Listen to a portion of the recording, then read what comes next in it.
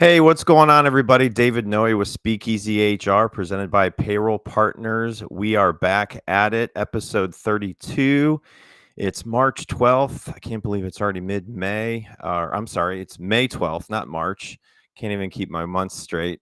Um, just had Mother's Day yesterday, so a lot to get into with this awesome guest that I have on today, Jennifer DuPont with Kelly. Welcome, Jennifer, to Speakeasy HR. Hi, David. Thanks for having me. Yeah, absolutely. We've been talking and keeping in touch and picked the day that worked for you. And so we've had this on the calendar for quite some time now. And Yep. so it's been nice to talk and connect up until this point. And now you get to come on and talk a little bit about your past in HR and everything you're doing in your world. So how was your Mother's Day? I know you have kids. I do. I do. It was great. Pretty low key day, but nice to be home and celebrate and be grateful for having the Yeah. time with them. Yeah. Did you have decent weather up there in Michigan? We did. It was beautiful out. It Was it? was 70s, 80s. It was pretty warm and sunny, and Yeah. definitely spent a bit of time outside enjoying the weather. Nice. Yeah. I was at a soccer tournament and I didn't wear sunscreen and I didn't think I needed Uh-oh. it. So I definitely have a Always couple need of sunscreen. tan lines and I woke up and my face was like very red. I was like, oh man. So yeah, I made that mistake, but it is okay. All right. Well, for those who are watching live on LinkedIn and YouTube, welcome. If you've never watched an episode, I started this last summer, so it's almost been a year, but really I've enjoyed connecting with people like Jennifer and everybody in HR and business, and I basically ask them what's the topic you're most passionate about in your world right now of business and HR. And so all of these topics connect with the guest in a positive, powerful way. So we're going to have just a genuine conversation. It is live. So if you are having questions along the way, engage with us, ask questions, put in comments. We're live on LinkedIn and YouTube. So I my name is David Noe. I've hosted this. I'm the editor, producer, everything in between. So I am a one-man show here. And so we do have someone watching on LinkedIn.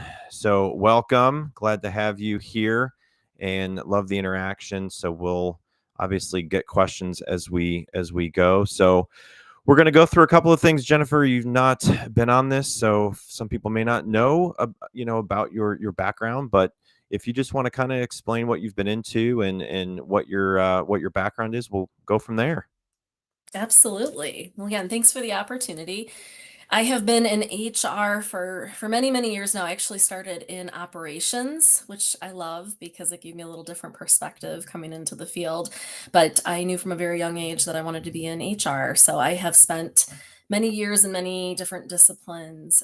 So I've done the COE work in HRS systems, compensation, business partner for many different functions. I have supported corporate initiatives and projects. And right now, my current role is leading an amazing group that is our shared services function for Kelly. Very cool. And you've been there for 20 years. 20 years. It was 20 years recently. Yes. So Congratulations. That is a started right out of big, college, and yeah, big it's quite a milestone. milestone. But Yeah. I've had a lot of different opportunities to move around. I think I did the math. I think I've had 16 different roles at Kelly. So Oh my definitely gosh. a lot of different experiences to jump around and support different things. But yeah, I really enjoyed working for Kelly and the Yeah. opportunities that it's provided me. Yeah. And you're in Michigan, so obviously you have Um, the seasons. I'm in Kentucky, so we're in similar weather, and it's obviously coming up to summer. So everybody that's traveling up to Michigan, you get a lot of tourists up there. And I tell people, my wife and I's good friends were up for a wedding over the weekend. They've never really been up to Michigan, so they were in, I think, Birmingham area, and they okay. just were like, "Oh, it was so great." Like I had another friend go to a concert downtown Detroit, and I'm just like, "Yeah, there's a lot. If you've never been to Michigan, like, oh my gosh, it's You got to come incredible." to Michigan. It's funny growing up, I never left the state. We always took Really? vacation around the state. Yes, because there's so much to do in Michigan, the Upper Yeah. Oh yeah. Peninsula, up north. west side of the state. I mean, you can pick just a different town and go for a week and really enjoy it. So, Yeah. kind of fun fact, as a child, I never really left the state, and we always had an amazing week-long vacation right here in Michigan. So yeah, lots of Yeah. different things to do. Fall's my Yeah. favorite. Fall's a beautiful time. So if you haven't been to Michigan, come on up for the fall. Absolutely. What's your favorite place to go, or where would you recommend people go if they come up Oh, for a my favorite place in Michigan. That's a tough one. One of my favorite places growing up, I spent a lot of time in Mayo, Michigan. So we Okay. have the Asabo River up there, and we used to always canoe. So Okay. I loved canoeing when I was younger and just kind of going through the woods. It would be quiet. So Yeah. it's a very small town, but definitely check out the canoeing scene there. It's quiet, peaceful, and just a good childhood memory of mine. Now, the big question is, where do you have to be considered up north? I just saw this the other day. Um, I think I saw this on a post recently, and I think my favorite one was the Zilwaukee Bridge. So there's a bridge, kind of as you're Yep. heading up north, and once you get past that, it feels like up north. So, yeah, I think once Yeah. you get kind of that Saginaw Bay City, for me, that's up Yeah. north for me. But I know it, Yeah. it does vary depending on where you live. That's a good Yeah. question. Yeah. So I grew up in Southeast Michigan, and for my whole life growing up, once I left for college, we would go to Northern Michigan in the summers and the winter, and so West Branch was one Mm, spot we always would stop at and get lunch, get gas, go shopping, whatever, before we headed north. So that was always when I would consider it being up north. So West that's a Branch. really good point. West Yep. Branch, yeah, Yep. there's the outlet malls there, and Yeah. there's a hotel. We used to usually stop for a night on the way up north there too. Yep. So Yep. that's a good point. And what about Yep. you? What about your favorite city in Michigan? I should ask you Oh that. Look at you. I mean, Mackinac Island's awesome. It's Mhm. obviously where a lot of people go. I've never been to the Cherry Festival. I've been to Traverse City a lot. I've been, Charlevoix. So Charlevoix is probably one of the areas that I really, growing up, enjoyed going to. Harbor Springs, Petoskey, Gaylord. I mean, Gaylord's probably my favorite. That's where we would Okay. go. We had a cabin for years. My family had a cabin just outside of downtown, so we would go up for New Year's. We'd go to Boing Mountain. We'd go skiing. We'd go fishing. Just year round, we'd be up there. And I don't get up there as much now that I live in Kentucky, but yeah, definitely Gaylord or anywhere between there and Petoskey, Traverse City. There's just so many nice places. And I haven't been to the dunes. I've been like trying to Mm, get to the dunes. I've been trying to get on that side of the state, and beautiful. everyone's yeah, and playing golf. I mean, I'm a big golfer. My kids love to golf, so there's just so many golf courses to go to as well. Hmm. So anyway, for those Gotta watching, get over listening, there. definitely get to Michigan if you can. Everybody here tends to go south. They want to go to Hilton Head or somewhere in the Okay. Carolinas. If it's 8 hours away, they want to drive. And I keep telling people, and my sister-in-law, she went up to where'd she go? Traverse City, I think, with some of her in-laws, and it's about the same distance of driving. So they went north instead of south. So um, anyway, so if you are, again, we're live watching. If you're watching on LinkedIn or YouTube, I also have a Word of the Week blog out. So every Monday I post this on Speakeasy HR. May is Mental Health Awareness Month. So if you are following the blog, or you can subscribe to it, get it to your inbox. This week it's on self-love. So go out and check that. But May is really, excuse me, May is really one of those months, I think, in HR, especially mental health, and we'll talk about that a little bit. But May is Mental Health Awareness Month, and it's really one that I think every year it seems to become more and more of a conversation for people in HR and business, and how the world of work is shifting and shaping out, and how much impact HR has in that. So go check that out and see what you think. But you can subscribe and catch all of them throughout the year. So if you have not watched this before, I think Jennifer has maybe listened to a couple of episodes. We have a fun thing called the world famous envelope icebreaker game. This is one way to learn a little bit more about the guest. So if you can think of a number between 1 through 15, I'll give you a couple seconds as we play this, but you get to pick 1 through 15, and we'll see what question you get. So for a 11. just think of a number and we'll get to it here. –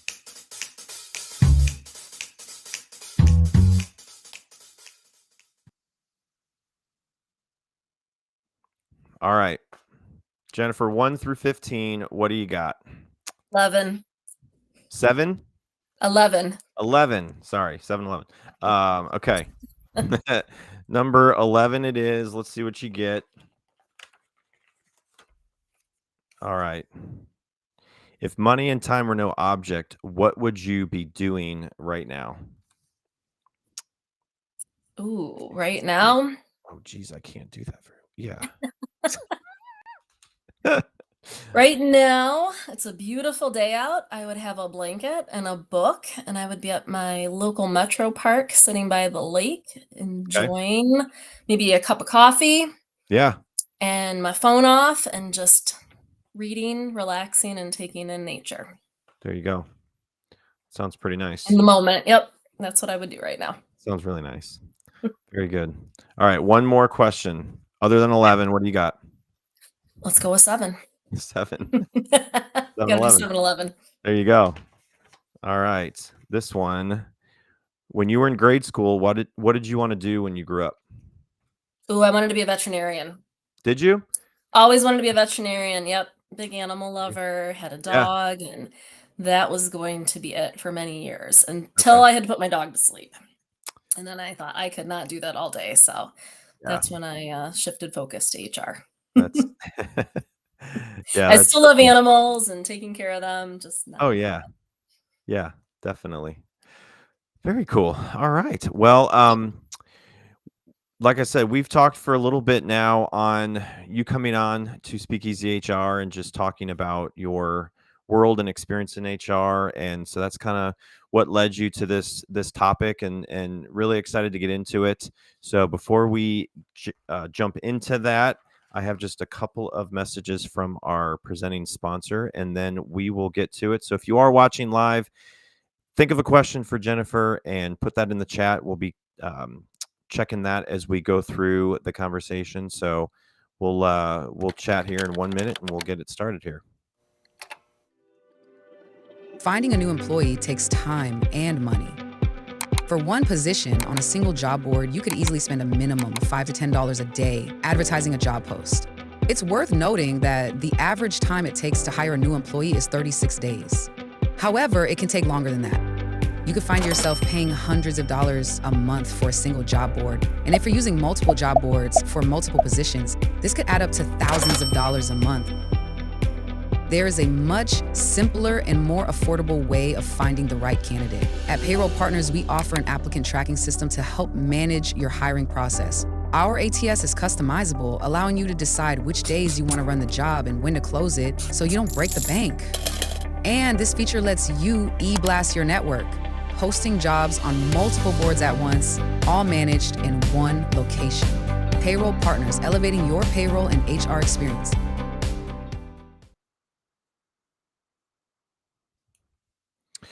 So in the world of HR, you got to have good technology and pay people right and hire them and onboard them and offer them great benefits. So if you are frustrated, looking for somebody else out there in the world of payroll and HR technology, look us up. We are in the Midwest, but we can work anywhere you are, and would love to connect. So um, we are going to get into it a little bit on your topic, Jennifer. So when I, asked you again, what did you want to bring to this show, and everything you've done at Kelly and just the experience of HR, everybody's experience is different. My experience in HR for not 20 years but close is different than yours. So I guess when you look back at when you started in HR, like, what was the one thing that grew and gravitated you into that when you started out? Well, I would say I started working from a really young age. I was 14 when I started working, and I had a couple different jobs. And by the time I was 16, I had experience at a company where I interacted with HR, and it was really negative. I saw that HR had a lot of opportunity to make a difference, and they didn't leverage it. Yeah. And no one liked HR, they feared HR, or they didn't see the value in it, and it was really, really frustrating. And I remember one time, I was working in retail, it was really busy, Christmas season. If anyone's ever worked retail, you know how crazy it gets around the holidays. And I'm in line and I'm busy, and HR comes in with a platter of cookies. And I'm like, I'm bringing up people. We're all running around. No one has time to stop for a cookie. And it's like, Yeah. this isn't what we need. We needed Yeah. help recruiting. We needed help staffing. We needed help retaining the important people so that we weren't short staffed. And Right. they just kind of missed the boat there. So I knew from a really young age that people experienced HR through a lot of different lenses, and that sitting in between the business and the people was a really important place where you could make a difference if you took it seriously. So, I would say probably from the time I was 16, I knew that I wanted to get into this space. I Yeah. wanted to understand the business and what they needed and take it seriously, because I think we all have those negative experiences and the brand suffers because of it. And we have that uphill battle that we're fighting every day to show value in HR.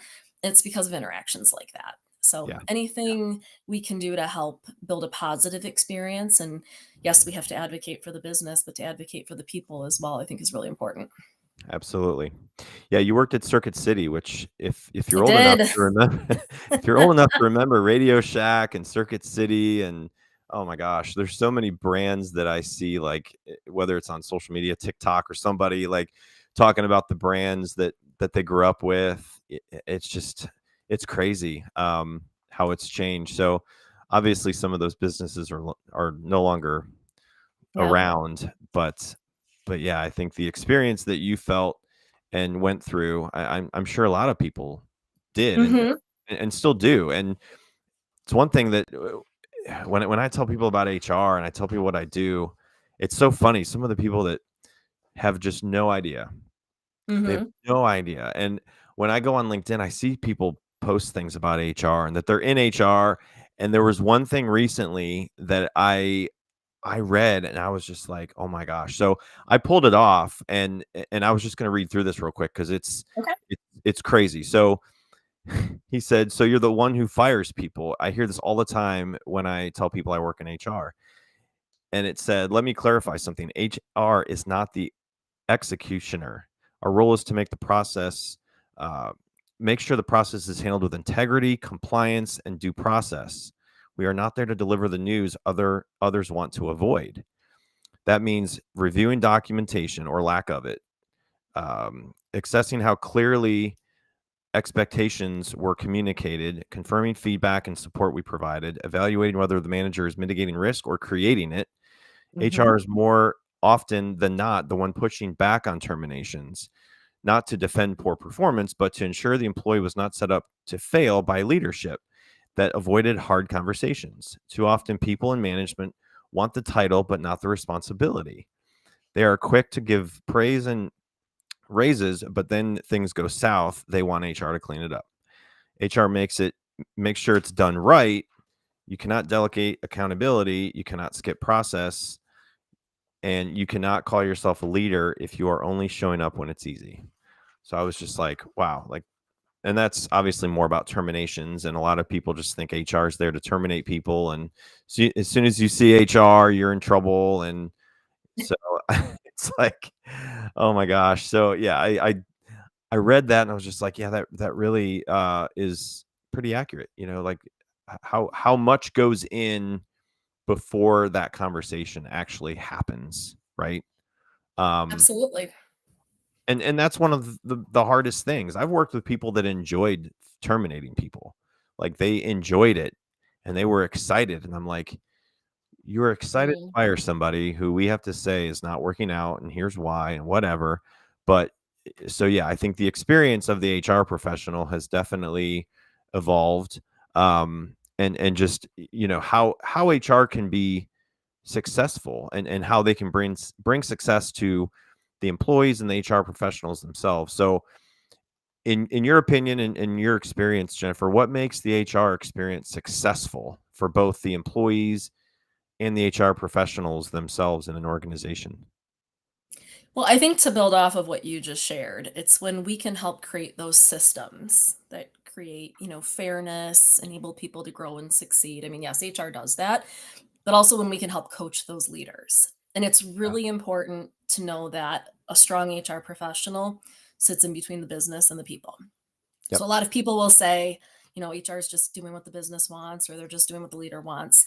I mean, yes, we are here to support business, but we are here to advocate for people as well. So I Yeah. love that you shared that, because those are not conversations that I have. I always say that I don't terminate people. I don't put them on performance plans. I help coach the Yeah. leaders to do that. And it's not an easy conversation. And Right. there are many conversations I've had with leaders that struggle to do that and they don't want to do it. But you're right. It's part of being a leader. You get to do the good news. You get to do the difficult news. There's a way to do it compassionately, and good HR professionals can help support them to do that.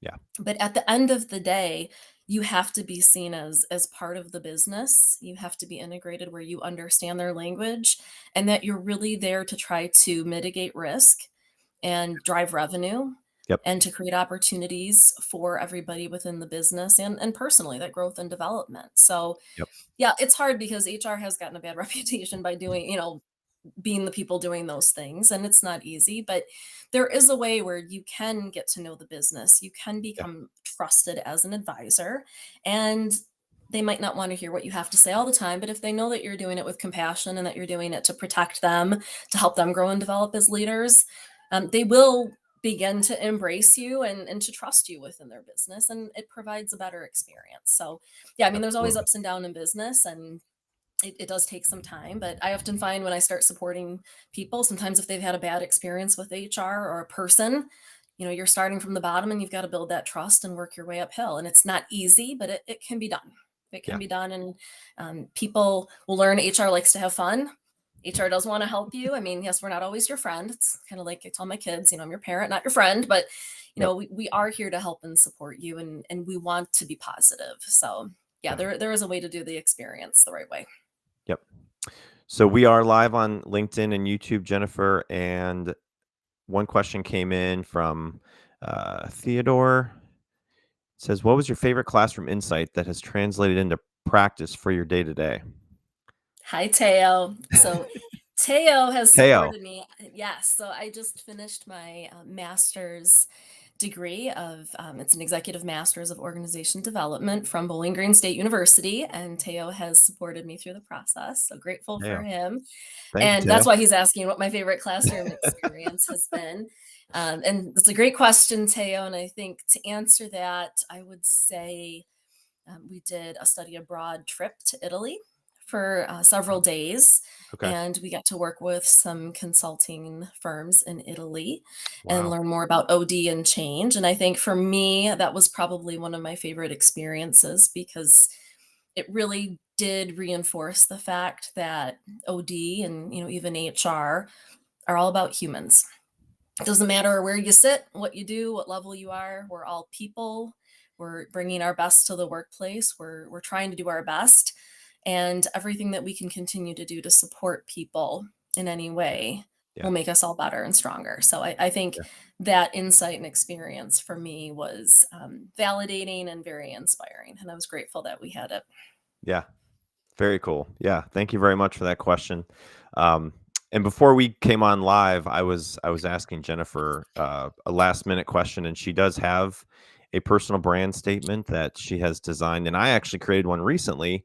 So it's one question that I'll probably ask future guests as well. So I created one because of everything I'm involved in. I run a small business with my wife. I'm in HR. I'm creating podcasts and talking to professionals like Jennifer. So my personal brand statement, with everything that I'm doing right now in my life, obviously can change, but to create positive and meaningful experiences that inspire, uplift, and make a lasting impact on individuals. So everything I'm Love it. doing right now, this is the brand statement that I put on my LinkedIn profile. So for you out there who are listening, if you don't have a personal brand statement, I would challenge you to maybe create one. And if you do have one, put it in the chat because I would love to see what yours is. So Jennifer, you said you had one and would love I to hear do. what I would love to hear what yours is. And I did tell you this came out of my master's experience Yep. because I've obviously thought about it in the past, and I told you I struggled with defining myself in a certain way. I can be a free spirit sometimes, and I don't want to confine myself to one thing, but I did appreciate the exercise. And I had come up with that I hope to inspire and enable others to find value and purpose by humanizing the workplace through meaningful connections.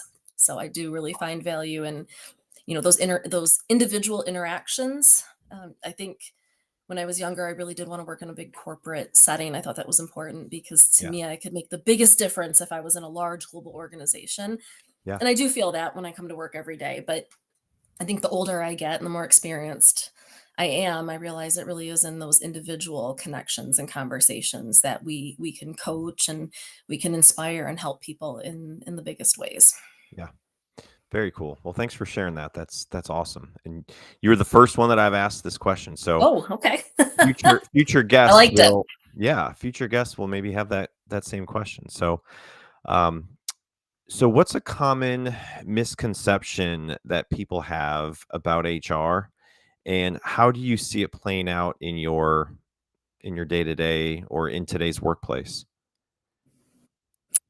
A common misconception is that I think we touched on this a bit, that we enjoy those difficult moments, that, people Yeah. find joy in having to terminate people or making those tough decisions. And that's really not the case. I think, as much as HR professionals are evolving to understand the business environment, so speaking the language, understanding how your company brings in revenue and remains profitable, sometimes there are difficult decisions that have to be made and we have to support that. But it's not something that people enjoy. Again, a good HR professional gets to know their people, gets to know the leader as well, and you become, I don't want to say friends, but you have relationships with people and you get to know them and their aspirations and how you can support them. So Yep. I still hear that every once in a while, and I'm like, I don't think people enjoy, having to deliver difficult news or, delaying increases or things like that. Those are not things that HR professionals typically enjoy.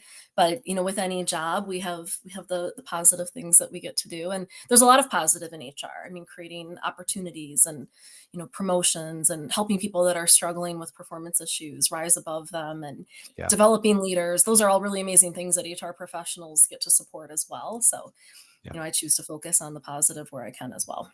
Yeah. So you've been in your organization for 20 years. You've seen it evolve, and for HR in the next 5 to 10 years, whether you're at Kelly or somewhere else, how will the role of HR evolve? Do you think just overall in the next 5 to 10 years with the change of work environments, DEI efforts, mental health awareness, things that we didn't really have to make priority or focus on 5 or 10 years ago, Mhm. pre COVID, and it's just really changed since 2015, 2020, and now we're at 2025. Like 2030, 2035, what's HR going to be like, you think? Well, I think it's going to be a lot different as we've seen, let's say over the last 10 years. But to me, that's the exciting place to be.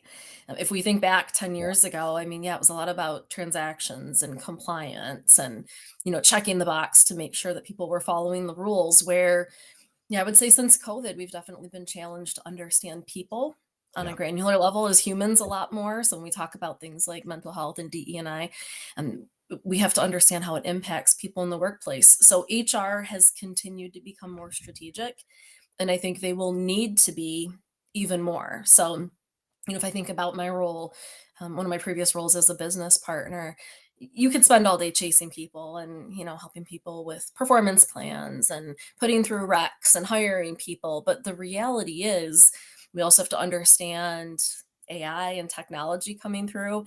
I think it's pretty exciting that we can start to take those transactional things off of our plate so we can really focus on getting to know our leaders, Yeah. getting to know our business, and how we can really support and enable the growth. So if we say we want to be a true business partner, you have to get the business, you have to get out of your HR seat, you have Yeah. to travel, you have to go to the offices, get to know the people. I've done that several times throughout my career where it's easy to sit in a corporate seat and think you know what's going on and think you know what's important. But if you go sit at a branch or you get out to a plant and you walk the floors and start to understand what's really going on out there, it's a lot different. So I've done that a few times and it's really grounding. So I think people need to start to understand the business, know how to read a P&L and become friends with finance, because many years ago when I went into HR, I had a lot of people in my program in my undergrad because there wasn't a math course.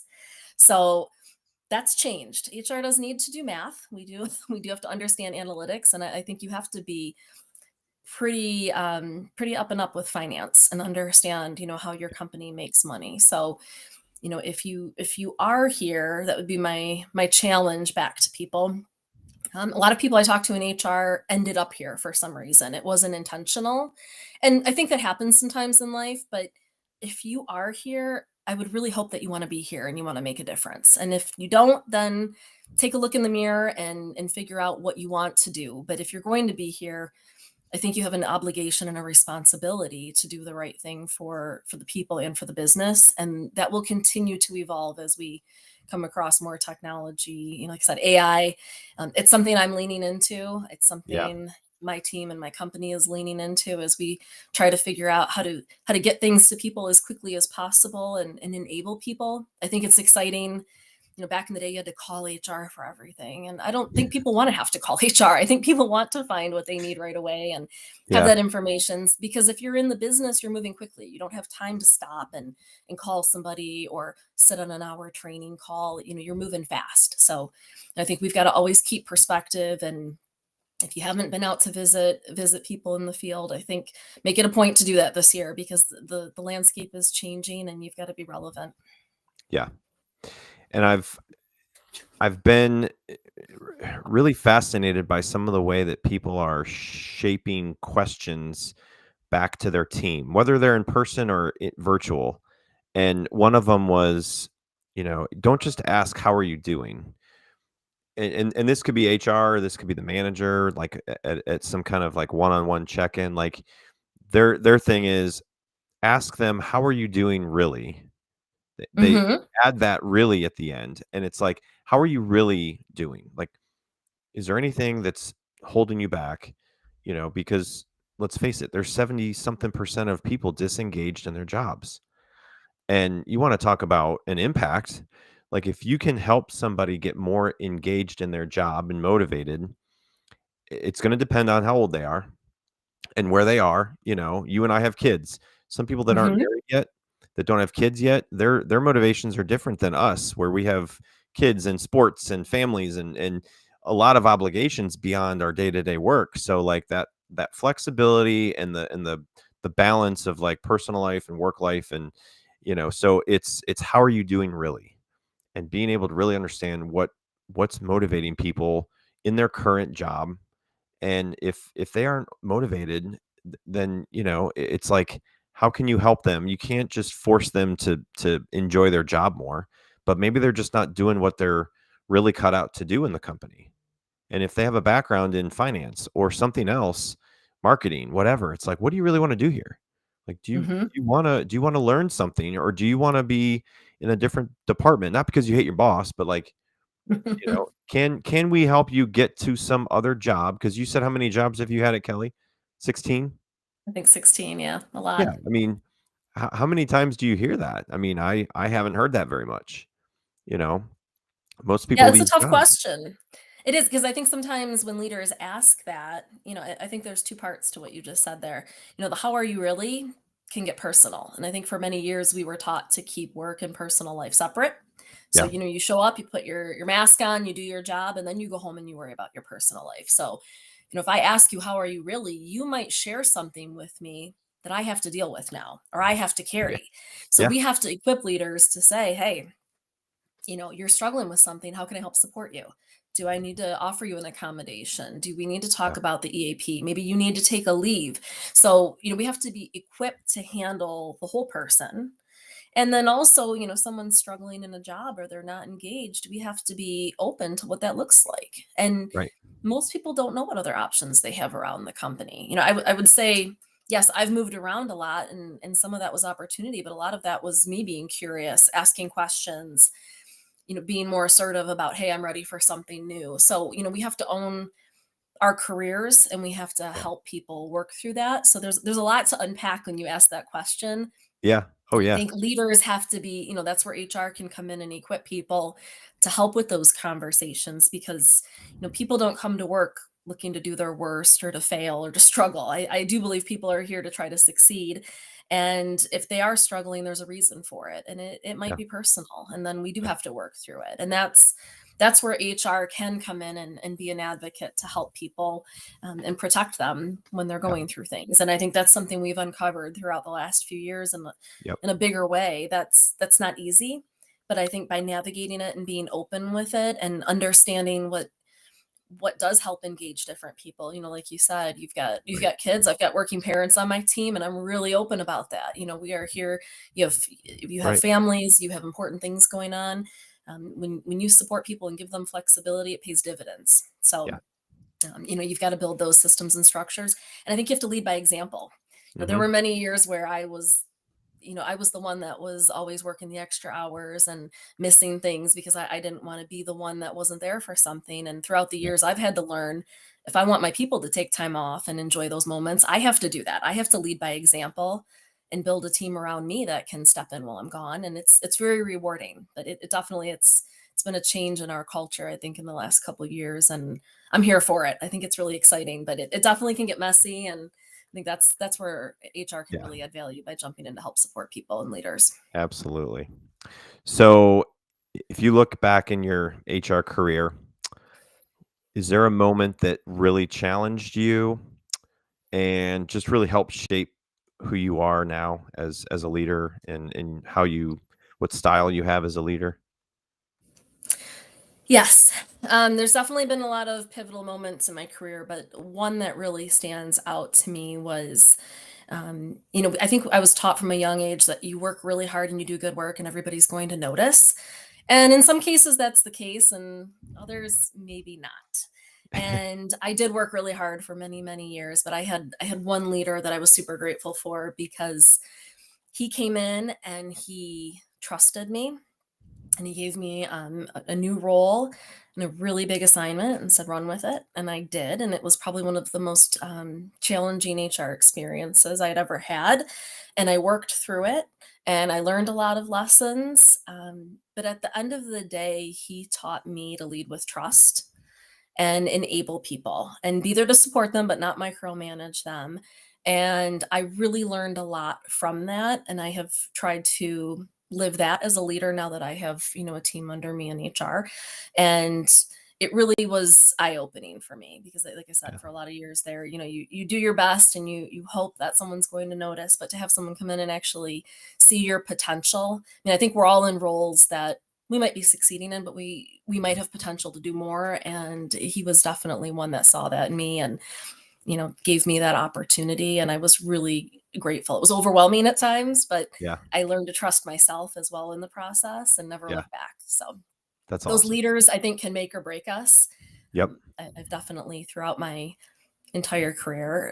Like I said, going back to retail, you have many different leaders when you're younger, but Yeah. sometimes we learn how we don't want to lead or what not to do. But I've Yeah. definitely had some really good leaders that have helped make me the leader I am today.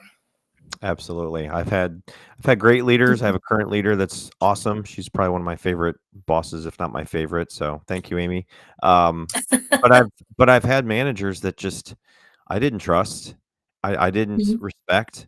And it was very challenging. Like it was like I was in a challenging situation because of the individuals I was having to report to. And so that's why a lot of people I think do leave jobs. They love Mhm. the company, they love the brand of the company, they love everything about it, but if they just don't get along with their manager and they don't, it's very difficult. And so that's where HR has to obviously be involved in how to develop managers and leaders and really have those difficult conversations. It's easy to manage people when they all do their jobs and they show Absolutely. up, and you may not get 100% from every employee, but like I think managers expect 100% all the time and it just won't happen.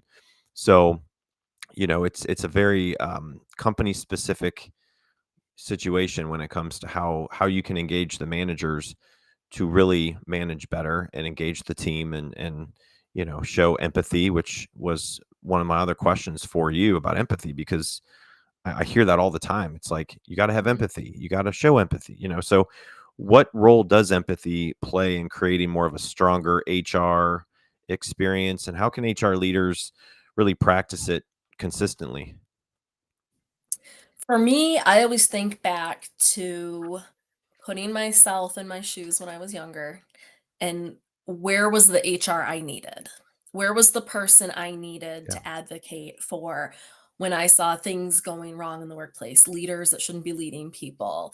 Like I said, looking for, staffing so that we weren't short staffed and I was struggling. Like, where was the person I needed to advocate for me in my career and just to be that role model when I didn't have it? And it's really difficult. Actually, it's really easy to remove yourself from that as you move up in your career.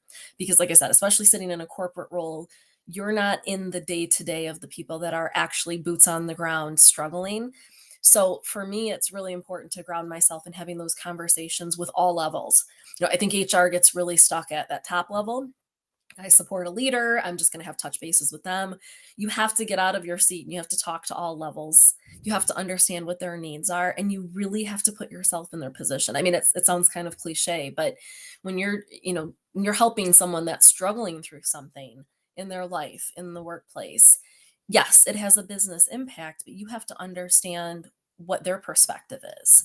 And then how do you try to navigate between that to find a solution that works for everybody? And again, it's not HR coming and saying, here, this is what you do. It's coaching that leader so they can work through it and help build that relationship with the employee. So yeah, you can't ever take the human out of human resources. I mean, people say that all the time. If you start to pull yourself away from that, it's probably time to move on because Yeah. you're always going to be dealing with the people side of things, and you should be putting yourself in their shoes to understand. And everybody's different. So lots of Oh yeah. listening, lots of getting out of your seat, like I said, traveling, go to the branches, go to the plants, talk to the people, and really understand their perspective because it's easy to hide in HR. It's easy to sit behind policies and to say, well, this is what the business says or this is what I have to do. But if you really Yep. want to advocate for people, you have to be willing to listen, maybe change policies, maybe something doesn't work anymore. I mean, I've done that too.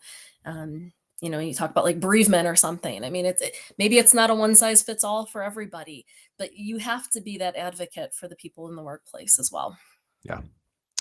No, that's great advice. And looking back on some of the jobs I've had, I didn't like to sit at a desk all day, and so I would get up and I would go to our warehouse and I would talk to people and I would be walking around my laptop because a lot of times they'd ask me questions about whatever it might be. They don't have a question until I see them and they're like, "Oh, hey, David, I got a question about my Mhm. paycheck," or "I got a question about this," or health insurance, blah blah blah. And then I was finding out that people were mad that I was just walking around with my laptop all day and they felt like I didn't do my job because I was just kind of goofing off. And I'm like, you try to do something that a lot of HR people would rather do more versus every time people see you, they think they're getting fired. So I was Yep. trying to get that camaraderie and that relationship built with a lot of these people that I saw every day. So it was just funny that the perception was that I wasn't doing my job and I was just walking around all day. I'm like, well, that's what I'm trying to do, but I'm doing my job. Like I'm not Yep. just, just goofing off and not really working, but I'm not going to sit in my office and just close my door all day. Like I want to be visible and available. And so it's just, but if I went and did that at other companies, they probably would have a different perception of it and really enjoy it because they may not have that. So it's Yeah. very specific to the company.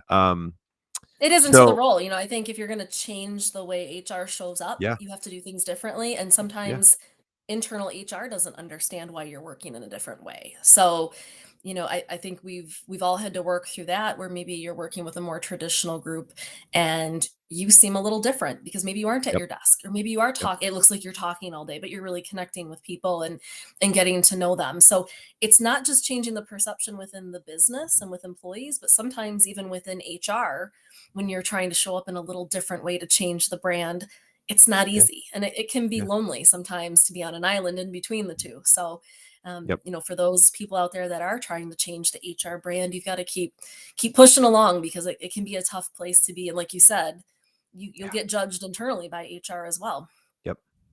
Yeah, that's one thing that I don't need to be told every day, like, "Great job," "You're doing your job," Hmm. whatever, but, like, when employees tell me, "Hey, I appreciate you being available, and you're quick and responsive, and I know I can come to you," like, that just makes me feel great because it really shows that these people value HR, like, they see what Yep. I'm trying to do in my role, and they have experiences before, and they're like, "Oh, this is different than my experiences before," so that's a big mission too that I have is to show people what HR can be, and Mhm. that they are there to help them and be available and be a resource and have that human element still. So I know some Yep, they're companies your can't. internal customers. I mean, we don't think of Exactly. it that way, but they are Exactly. customers of HR, and HR exists to support people in the business. Yep. We're not here to support ourselves. It's the whole reason this function exists. So, I Yep. love if you have Yep. customer service experience or if you've worked in,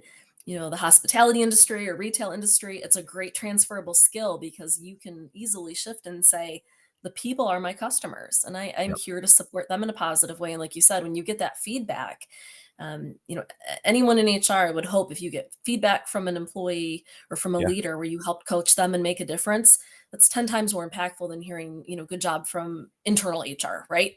Like, Yep. you impacted something there. So it's a great call Exactly. out. Exactly. So, what advice would you give somebody? Let's say they've been in HR for a couple of years. They're not as seasoned as someone like yourself. What advice would you give them about trying to navigate through a potential long term career in HR? Well, first of all, I would ask them, is this where they really want to be? Like I said, I talk to a lot of HR people and they just end up here for some reason. And sometimes it's a good thing. Sometimes they didn't realize this was a career option and it works. Yeah. And I would ask that you really make sure this is where you want to be. And then I would also challenge that you get different experiences in HR.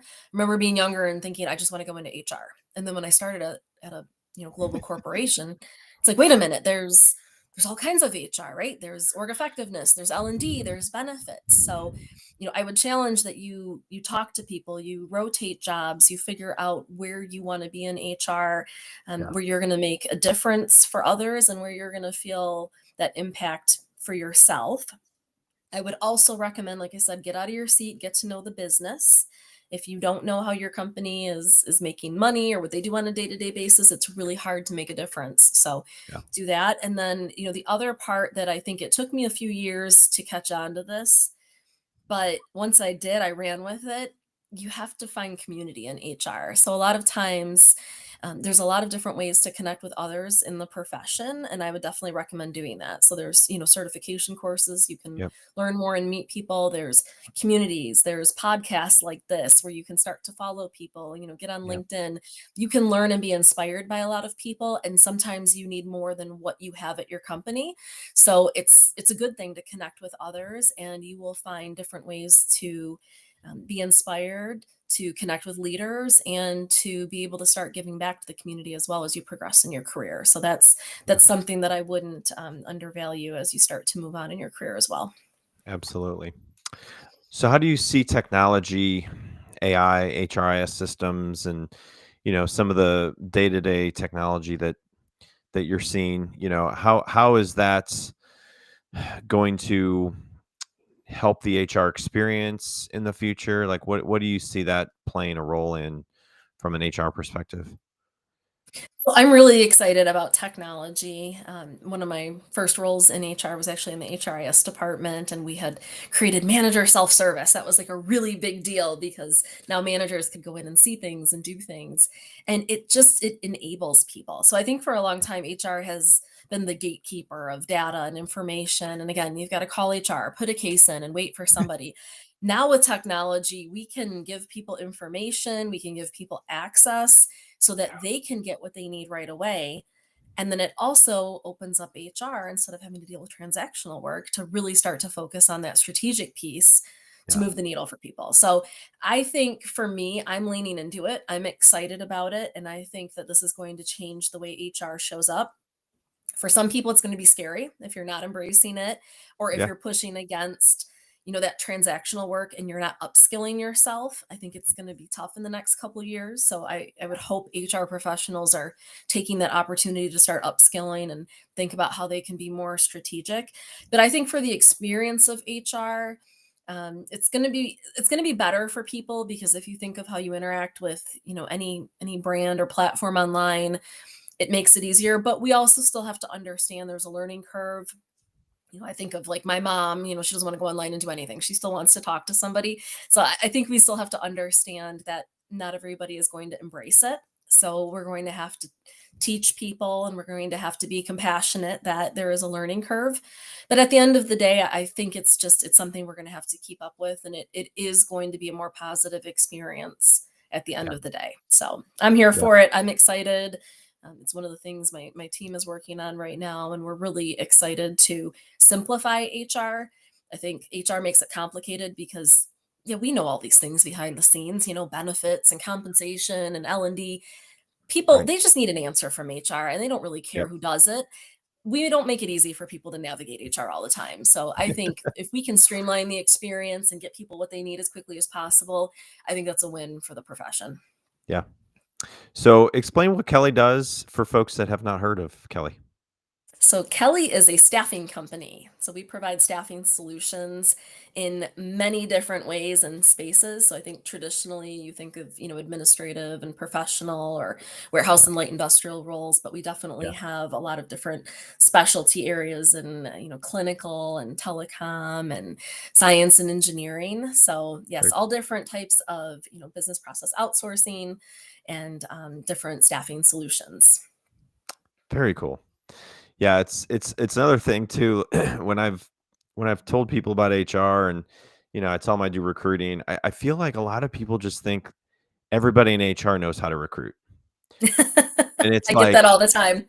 yeah, and it's like that's not the case. Like Nope. I've done a lot of different jobs to recruit in healthcare, consulting, and in my current role, I'm involved in recruiting. We're hiring people, and it's just like people just assume you're going to find really good people all the time, right? And that they're going to answer their phone calls, that or they're going to, respond to emails and be on phone interviews, and people still ghost me all the time. It's just like I don't understand it. So it just makes it very challenging still, post pandemic. That's when a lot of people were saying, "Oh, I'm getting ghosted," whatever. I feel like, and I mean, it's still Mhm. happening. So, I mean, what's maybe one thing about the staffing that maybe a misconception about your industry in general and what you guys do that you feel like people should maybe have a different view on based on what you actually do?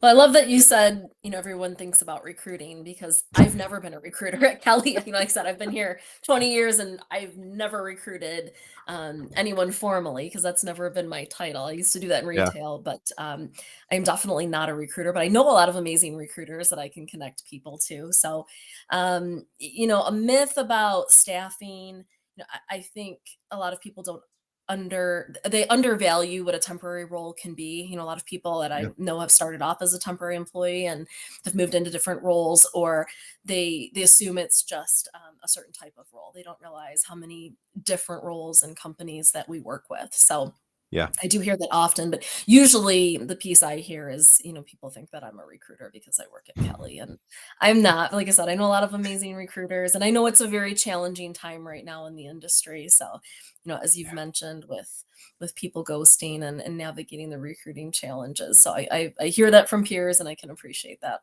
Yeah. Some of the folks I've had on have talked about jobs available in 2030. And one in particular, Mm, she's an AI expert locally, and she was talking about how 85% of the jobs that will be available in 2030 haven't even been created yet. And that stat kind of just blew my mind. Like in 5 years, there will be jobs that nobody even knows about right now. mm. And so I'm curious if that's similar to what you're hearing, if there's trends and different things that in 5 years you'll be having to do differently than what you're focused on now. But I just look at like our kids' ages and you know if they're going to be out looking for jobs in 5 to 7 years, I'm like they're going to have jobs that they'll be potentially uh, you know looking at, and we don't even know what those are yet because everyone thought the internet would come out and it would take a bunch of jobs away, right? Like, and then AI, people are like, well, it's going to take a bunch of jobs away. So people are like, no, it's not going to take jobs away in some instances. It's just going to create more jobs. So I don't know if that's fully accurate. I don't know if that's going to actually happen or not, but it's just kind of like, man, in 5 years, is that really going to be like, are you going to be recruiting for all these different jobs that we don't even know about yet? Maybe. I don't know. Maybe. I mean, it's an interesting perspective. I do think if we look back 5 years, we're probably focused on different things in the workplace than we would have Hmm. thought that we might be. So Yeah. it seems really aggressive, but who Yeah. knows? I mean, we're definitely moving in a faster way. We have to be more Yeah. agile and open to different things. And I do Yeah. think AI is, it's impacting the workplace and it probably will replace jobs. I mean, if you look at just, life and how things have changed, it's possible, but I think we'll have to embrace it and work within it, and it will change our jobs for the positive too. So I Yeah. mean, I've been through a lot of change. I've worked through a lot of, transformation initiatives within my company, and there's a lot to be feared when we're going through change, but I think there's a ton of opportunity too. Yep. And I don't think we talk about some of the frustrations. Like I said, if I have to process transactions all day, I'm crabby. I do not want to be doing that work. So for me, if we have systems, if we have AI that can come in and do that kind of work, Yeah. it's really exciting. I think back to one of my jobs, I was in compensation for years, working manually in Excel. Like I burnt out on that. That's not something I can do all day. I Yeah. want to be in front of people. I want to be working on strategy. And now like that field is changing a lot. So Yeah. I think, for the people that find the opportunity and look for the positive and can upskill themselves or find the ways that they can continue to impact in a different way, I think it's going to be a positive. And for HR at the end of the day, we're always going to be dealing with people. And I don't think any machine or AI is ever going to replace the need to do that. So Yeah. that's where we can really continue to add value. So I do see that still being prominent in the HR field. And Yeah. again, the people that can capitalize on it, find the opportunity, I think they'll be okay. Yeah. Are you finding that more people are asking employees to work in office more than they were maybe 12 months ago, or has that not really shifted a whole lot? Like, what are you hearing about all that? I think it really does depend on the industry and the company. I mean, Yeah. from a lot of the people I interact with, I would say, without having data in front of me, I do feel like companies are asking people to come back from a lot of the peers I have and the friends that I have. Yeah. Um, and I mean, some are doing it well with intention. Others are Yeah. just saying, come in to come in. And, Yeah. I don't think that's being received as well. So, um, yeah, it's an interesting space. I think it is a personal preference. And I always do advise whenever people are asking that to take into consideration that a lot of people have worked remote for a long time and it does take a Yeah. transition to adjust your lifestyle around it. So I would hope that companies are accommodating that and understanding. And if they are asking people to come in, understanding that it's different for everybody. Some people want to work in that space, others don't. Yeah. But yeah, there are some fields where I can see that there is a need to do it Yep. based on the business model. And I, Yeah. I do think we'll start trending towards that in some Yeah. spaces. Yeah. Yeah, I mean, geez, 5, 7 years ago, it was all about trying to be competitive with compensation and how you're paying your employees, and now it's the added work experience as an employee and what flexibility you give them and Hmm. accommodations. And if people are working at home and they're looking for remote work, but you don't offer that, it might really narrow down that pool of It might. applicants. You know what I mean? So it's Yep. very specific to the company, the industry, and you got to be competitive because if everybody else in your industry is doing something that you're not, you probably should reevaluate how you want to do that if you want to hire people. So, uh, Agreed. all right, if there was one thing you could change about just traditional HR experiences tomorrow, what would it be and why? And I'll leave you with that question. One thing to change about HR experience. I would make HR fun. I mean, I Yes. think HR people, I don't think people realize that are fun people.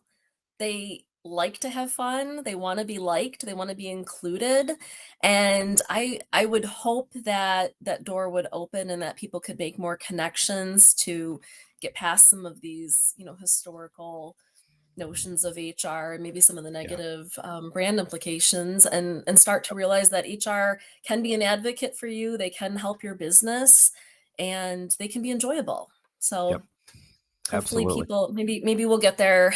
Like I said, I think we still have some work to do with the branding around HR, but I think it is Yeah, becoming more positive and people are seeing the value, and that would be my hope that people would absolutely. continue to do that, and that those of us in the field that want to see that change, it's not easy work, but hopefully we Yeah, can continue to show up and yeah, put in the labor around that to make sure that we're changing how HR shows up in the workplace for the better.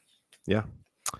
No, that is awesome. I really appreciate all of your insights and feedback and suggestions for people that are in potentially an HR role or they're not, and they might have a different perception of HR after this conversation. So, do you have any upcoming events you're going to present? You were talking about going to um, more events to potentially be a part of it. So, are there any upcoming events that you're going to?